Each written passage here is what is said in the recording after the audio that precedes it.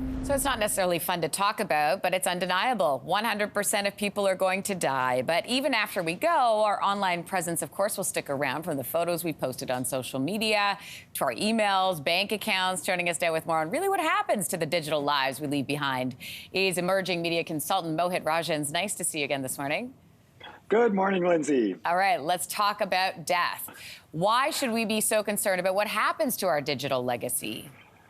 I know we're trying to keep it light this Monday morning, but it's true. We do spend so much time on social media and with digital media properties that sometimes we forget that we're leaving these digital footprints behind, and not just on things like Meta and LinkedIn, but in Snapchat and Discord, and even in the way that we're couponing. So the question now is, what happens to all of that once we're done? And unfortunately, the answers aren't very clear because there's a massive uncertainty of ownership. I don't know if you know this, Lindsey, but we don't actually own any of the social media accounts that we operate on or the LinkedIn accounts that we update. We're in a situation where there's an uncertainty of who actually owns the information that we're contributing to these platforms, that in some cases we've built this massive amount of information on. And unfortunately, there's not many laws in various countries that protect people as users of these digital media properties. So what are some of the issues that you've seen?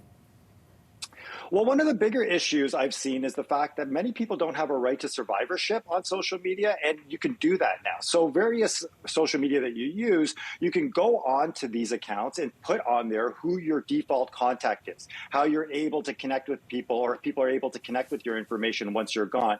The other problem we have to remember is not everybody uses social media. And so from a death notice perspective, people are writing obituaries on people's Facebooks and various social media in order to create this notice. And that doesn't necessarily, you don't have ownership of that either. So it's a good idea for people to come to terms a little bit with how exactly their data is going to be used post them, and also understand that their archives live on many social media platforms that they may not even use currently. And that's another thing to audit and check for.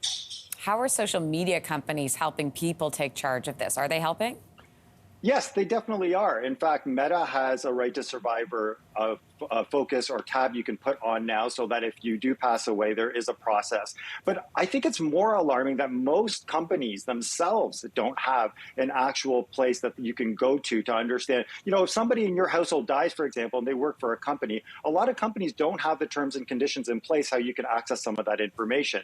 I think it's wonderful to see how Google and iCloud recently have started to incorporate password managers into their function, so that the people around you have a little bit of control over where your information goes. And I think that's the important thing here, Lindsey. We can't necessarily look at social media and stop and say, oh, this is stuff that who cares what happens to it after. In many cases, we've put our entire family histories over the past decade, and we've shared information. We've found things in the archives. What happens to all of that? We can't just say it disappears or it just lives and lingers. I'll tell you, when Drew and I, my husband and I, were writing up our wills not that long ago, one of the conversations we had with our lawyer was she was like, what do you want to do with your digital footprint?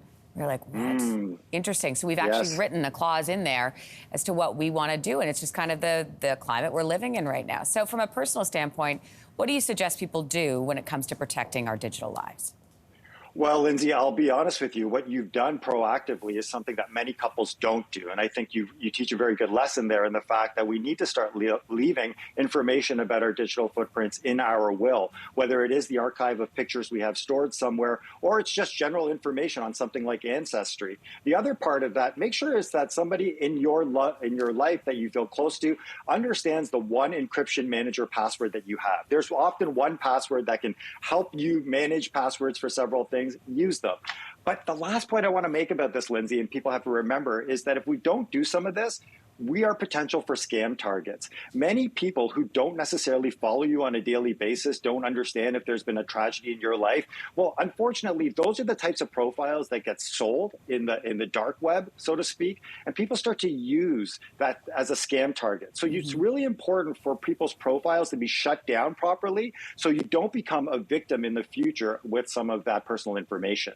All right, Mohit, great information. Thanks so much. My pleasure, Lindsey. Have a good one. Hey, thanks for watching. If you liked this, be sure to subscribe here, or you can check out more Your Morning videos right here.